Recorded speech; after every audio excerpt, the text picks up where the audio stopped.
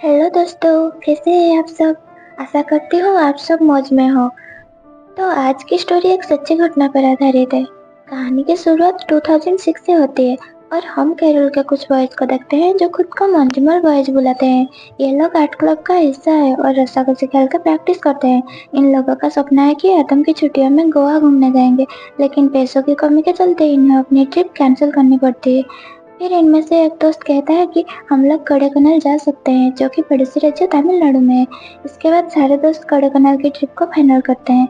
फिर सुधी अपने दोस्त प्रसाद को कॉल करके गाड़ी बुक कर देता है और अगले दिन सभी दोस्त घूमने के लिए निकल जाते हैं। अब रात भर का सफर तय करके अगले दिन कोडाइकनाल पहुंच जाते हैं। यहाँ की मौसम काफी प्लेजेंट था। अब सारे दोस्त मिलकर यहाँ खूब एंजॉय करते हैं। तभी सुधी बताता है कि यहाँ पर एक बहुत ही फेमस गुफा है जहाँ कमल हसन की फिल्म गुन्हा शूट हुआ था।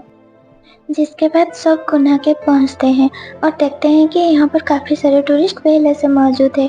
फिर ये लोग यहाँ पे खूब एंजॉय करते हैं। प्रसाद आराम करने के लिए कार में ही रुक जाता है।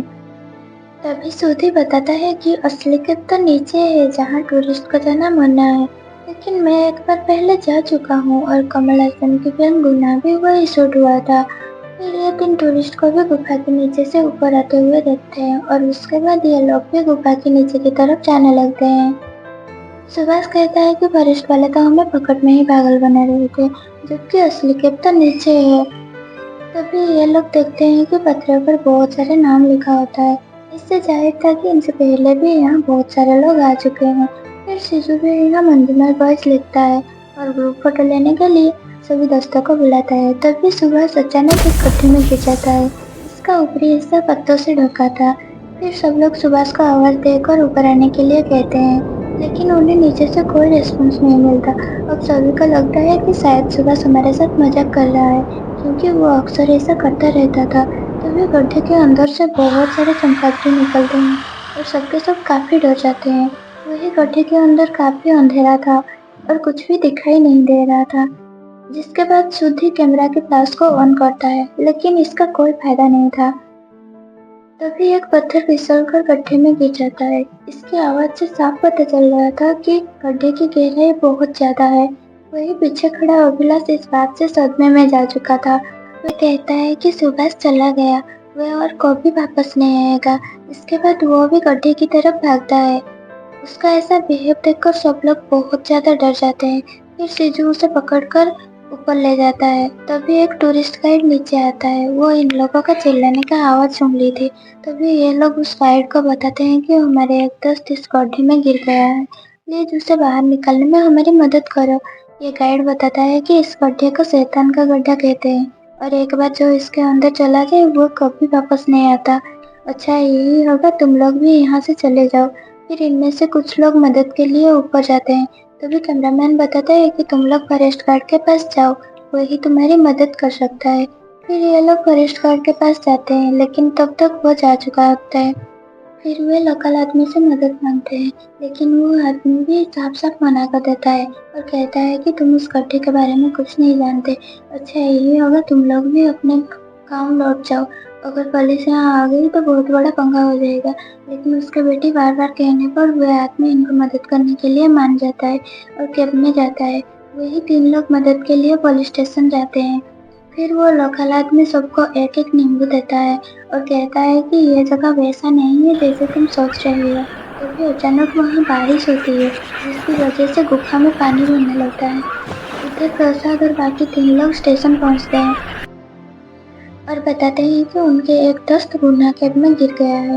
ये सुनते ही पुलिस वाला उन्हें डांटने लगता है और कहता है कि वहाँ टूरिस्ट को जाना अलाउ नहीं है। आखिर तुम लोग वहाँ गए ही क्यों? तुम्हारा दोस्त जिस गड्ढे में गिरा है वो कोई मामूली गड्ढा नहीं है। आजादी से पहले इस गड्ढे का नाम डेविल्स किचन था, यानी कि शैतान की रसोई, जो अंग्रेजों ने रखा था। लेकिन कमल हसन की फिल्म गुन्हा जब शूट की गई तब से इस जगह का नाम गुन्हा कैब हो गया।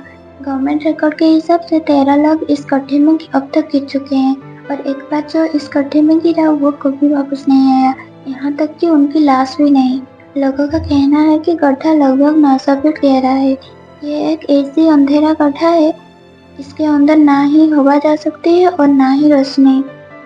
इस गड्ढे में आखिरी बार गिरने वाला एक 10 साल का बच्चा था, जो सेंट्रल मिनिस्टर का भतीजा था। उसे निकालने के लिए पूरे शहर की फौज यहाँ जमा हुई थी और सेंट्रल मिनिस्टर ने तो एक छोटी हड्डी तक लाने के लिए 15 लाख देने की घोषणा कर दी थी, ताकि उसका अंतिम संस्कार किया जा सके। लेकिन किसी को उस बच्चे को एक उंगली तक नहीं मिली। उसके बाद थानेदार उन सबको पीटने लगता है और कहता है कि तुम लोग ही मर्डर किए हो और थाने में आकर नौटंकी कर रहे हो। ये लोग बार बार यही कहते हैं कि आखिर हम लोग अपने दोस्त को क्यों मारेंगे। उधर हम देखते हैं कि बारिश का पानी बहकर गड्ढे के अंदर जा रहा है।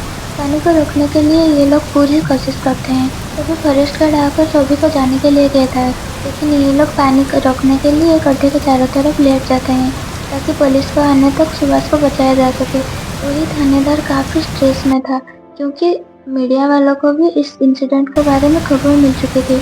इसलिए इन चारों के साथ एक पुलिस वाला निकल जाता है गुना केव की तरफ। ये पुलिस वाला कार को धीरे चलाने के लिए बोलता है, ताकि वो आराम से दारू पी सके। प्रसाद कहता है कि आखिर तुम ऐसा कैसे कर सकते हो। सुभाष को उस गड्ढे में गिरे हुए काफी समय हो चुका है। अंदर वो किस सिचुएशन में होगा, उनमें से किसी को नहीं पता। इसके बाद पुलिस वाला कहता है कि किसी को कुछ करने की जरूरत नहीं, तुम्हारी फ्रेंड अब जिंदा नहीं बचेगा। फिर कुछ समय बाद ये लोग गुना केव पहुँचते हैं। ये पुलिस यहाँ पहुँचकर अपनी फॉर्मेलिटीज को पूरा करता है। वो सुभाष को आवाज़ लगवाता है, लेकिन अंदर से कोई रिस्पॉन्स नहीं आता। इसके बाद वो कहता है कि वो जिंदा बचने की कोई चांस नहीं है। ये एक मर्डर केस है, इसलिए तुम सबको पुलिस स्टेशन जाना होगा। वो पुलिस प्रसाद से गाड़ी निकालने के लिए कहता है, लेकिन प्रसाद मना कर देता है। इसके बाद वो प्रसाद को एक थप्पड़ मारता है और कहता है कि ज़्यादा अकड़ दिखाई तो कड़े कमरे से बाहर नहीं निकल सकता। तभी वो लोकल आदमी कहता है कि ये लोग घूमने के लिए हमारे गाँव आए थे, इसलिए इनकी मदद करना हमारी जिम्मेदारी है। फिर कुछ समय बाद बारिश भी बंद हो जाती है, लेकिन अभी तक सुभाष का कोई पता नहीं था। जिसके बाद वो पुलिस वाला फिर से पुलिस स्टेशन चलने के लिए कहता है, ताकि उसके परिवार वालों को इन्फॉर्म कर सके, लेकिन इनमें से कोई भी यहाँ से जाने के लिए तैयार नहीं था। तभी उनमें से एक लड़के को सुभाष की आवाज़ सुनाई पड़ती है और फिर सभी लोग कंफर्म करते हैं कि सुभाष अभी जिंदा है। वही हम सुभाष के शरीर को देखते हैं, जो कि खून और कीचड़ से सना हुआ था। नीचे गिरने से उसका सारे कपड़े भी फट चुके थे, लेकिन वो एक पत्थर के सहारे बीच में लटका हुआ था। अब कुछ समय बाद रेस्क्यू टीम भी यहाँ पहुँच जाती है। इन लोगों के अनुमान से सुभाष 120 फीट नीचे होगा।